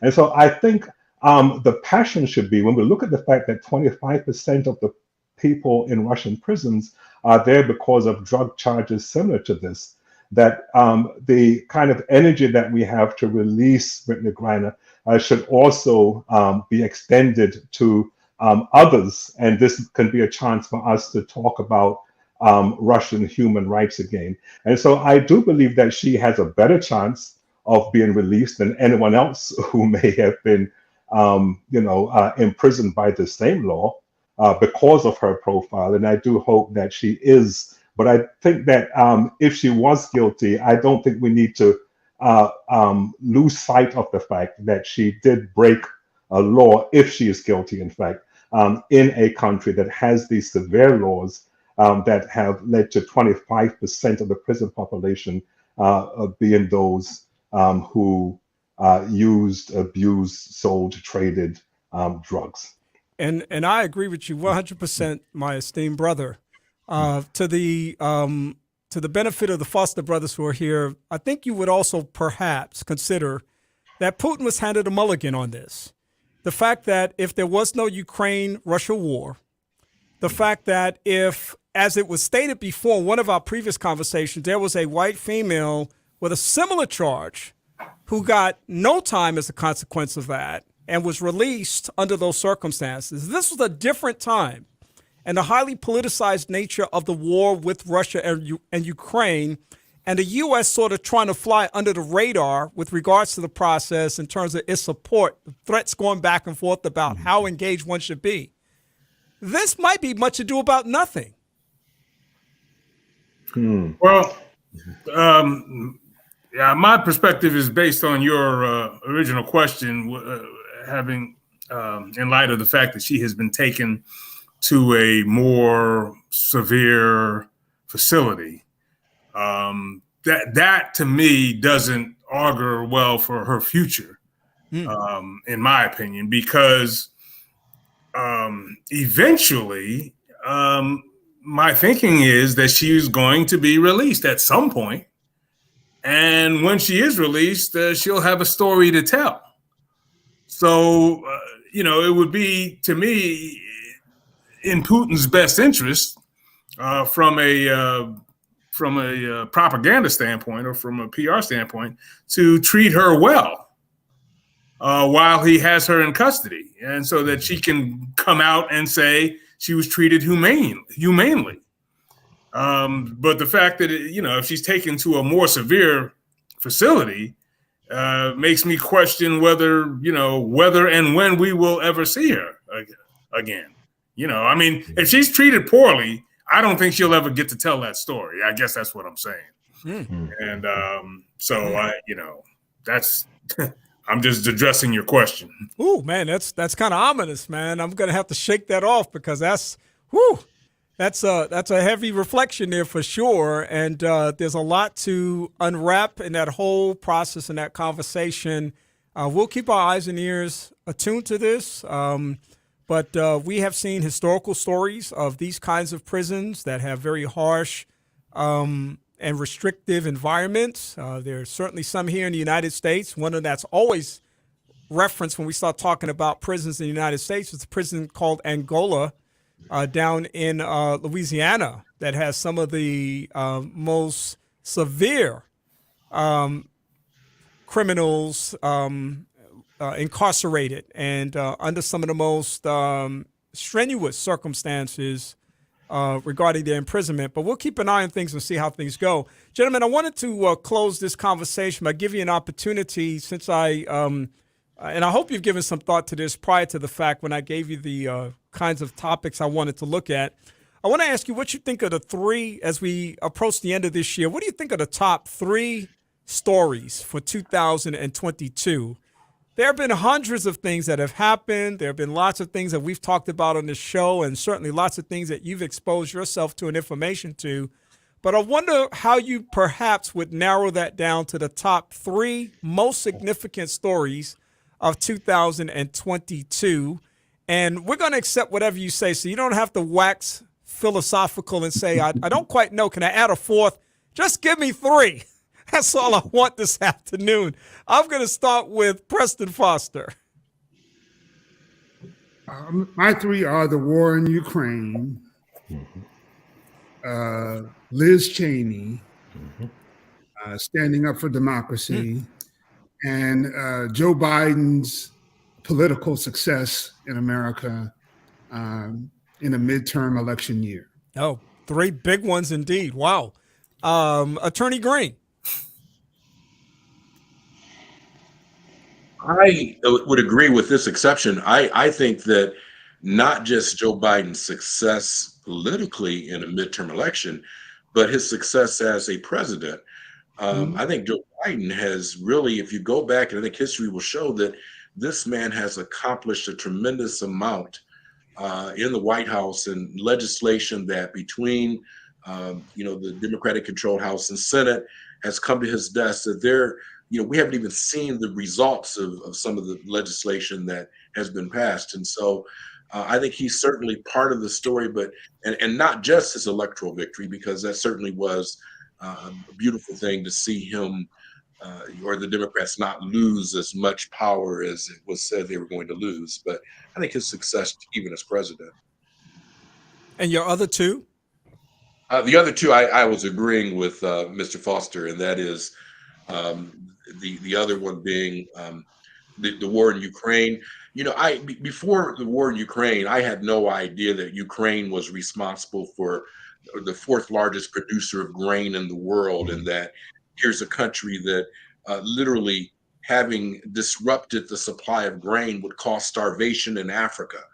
And that's an amazing thing that you would think that, I mean, you know, who knew that Ukraine was that important of a supplier of grain that literally would cause such a big problem. So that whole war and to it by extension, what it has caused as far as food instability and starvation and food insecurity, that would be the other thing. And the final one, which I was agreeing with, I think was what you indicated from, I forgot what it was. Liz Cheney. Oh yeah, Liz Cheney, and I would add to Liz Cheney, and Liz Cheney it's been, you know, I mean, for her to walk away from her political career, but not just Liz Cheney, but also the other two, who's, you know, well, the other person who sat on the committee, I forgot his name from Kinzinger, Adam Kinzinger. Adam Kinzinger, yes. You know, any one of the, you know, even the Republicans who voted for impeachment, the ones in the House who voted for impeachment, those who voted for conviction in the Senate, I think that whole story is really a lot to you know, look at, because I think there's, you know, hopefully Liz Cheney is in line for maybe a courage award, you know, down the road, because she certainly has shown a lot of courage, and I think some of the others have too. You know what I think Liz Cheney did in doing what she did? She redeemed her soul. She did what I hope a lot of people do when they're in those kinds of situations, that they don't simply do something because of the power variable, that they don't do something just to hold on to their position, but they work towards speaking truth to power in ways that are meaningful and significant to the human condition. And so she redeemed her soul. Dr. Keith Burton. Okay, number one. In the year of Queen Elizabeth II's death, we see also 3 prime ministers in the United Kingdom: Boris Johnson, Liz Truss, and Rishi Sunak. Number one. Number two, in the year of Dobbs, where Roe versus Wade has been overturned, we see the almost passage of the Respect for Marriage Act, which will formalize gay marriage here in the United States of America. Number 3, in the year when Elon Musk buys Twitter and moves it more to the right, we see Iran just today scrapping the morality police. I think you see what I did there. I got in 6 and 3, but hey. But that's because you're the brilliant person that you are. So we'll accept it as it is. Finally, Stephen Foster. Yeah, I would say the war in Ukraine is by far the number one issue internationally. Worldwide inflation, which may well be, of course, tied to the war in Ukraine. And 3, I would just say it's Biden's ability to defy political gravity. You know, he's been underrated. I mean, he's just all there is to it. The old man has been underrated. You know, I hope he doesn't run for re-election. I know that it might sound counterintuitive, but I hope he doesn't run for re-election. But his ability to defy political gravity has been incredible, and it was incredibly unforeseen. Absolutely. And to the point of him running for re-election, I mean, he's kind of in many ways, with his persistence and resilience, he's kind of set up the table for 24 for the right Democrat to come in and make the moves that can possibly be made. I wonder what anyone's thoughts quickly are about who that person is. Should Biden not run? Who is that person? Ooh, that is a good one. You know, I'm partial to, you know, Representative Katie Porter. I keep talking about her, but she's my favorite person in Congress. But that's a good one. I'll come up with a list. We got time. So actually, what I'm going to do is come up with tickets that I think would be hard to beat in a general election. Tickets that have some symmetry and have some synergy, I should say, and would be. I know. I think that's fair because you have to consider that holistic perspective when you think about this. Anybody else want to take a stab at the person? I don't have any one person because the Democratic bench is very weak. Michelle Obama is probably the biggest star in the Democratic Party, but I think she enjoys her life way too much, and I think she's far too sane to run for president. All right. Yeah. I would have said Beto O'Rourke, but I don't know. He's been too chinked right now, so I don't know. Yeah, I think it's yet to be seen, but I would throw out the name of Gretchen Whitmer, governor of Michigan, as being someone who's a rising star. And resilient also. I think That's an excellent one, Doc. I overlooked her. Yeah. And the biggest falling star seems to be Stacey Abrams. And that's such a shame because I love that woman. It's shocking. Lots to consider, lots to talk about, and always good to talk with my brothers, Stephen Foster, Preston Foster, Dr. Keith Burton, Dr. Fred Green. Thank you so much, brothers, for another great conversation, and I will see you soon. Thank you. All right. Have a good rest of the day. Thank you, Kenny. Thank you. All right. Thank you. We, of course, have this awesome conversation every first and third Sunday of the month. What's going on? My social and political roundtable with some brothers who I respect and also have great friendships with. And we love to be able to come together and share with you, talking about the things that you're probably talking about, lending insight and perspective to so many good things. Thank you, Sister Elder Irvin, for your comments. We enjoy being able to come to you each week, and we thank everybody who joined us this afternoon, whether you joined us at 90.1 FM or if you joined us on the live feed, which is found on the Second Chance page, as well as the WJRU page, Praise 90.1 FM, as well as the YouTube Praise 90.1 FM page. You can always check us out there and be a part of our live feed every week. We appreciate you doing that for us. In the meantime, we hope that you will stay tuned for commentary on what's coming up next week. It's Kenny Anderson, Second Chance. I hope you're having a great afternoon. Perhaps you have some ideas, comments, or suggestions that you would like to share. Or perhaps you'd like to be a guest on the broadcast. We'd love to hear from you. Please feel free to email Kenny Anderson at mxlife@aol.com, or you can like us on the Second Chance Facebook page. That's 2ND Chance. And now, back to more of Second Chance with Kenny Anderson.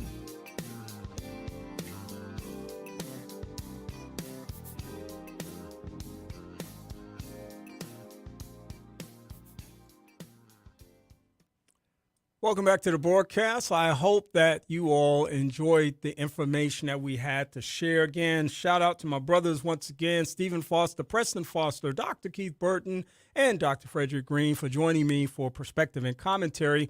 On next Sunday, we have a very special show for you. I'll be talking with music legend Chris Jasper, a member of the Isley Brothers. He'll be on the show on next week, and we hope that you tune in for our conversation at that time. We look forward to it.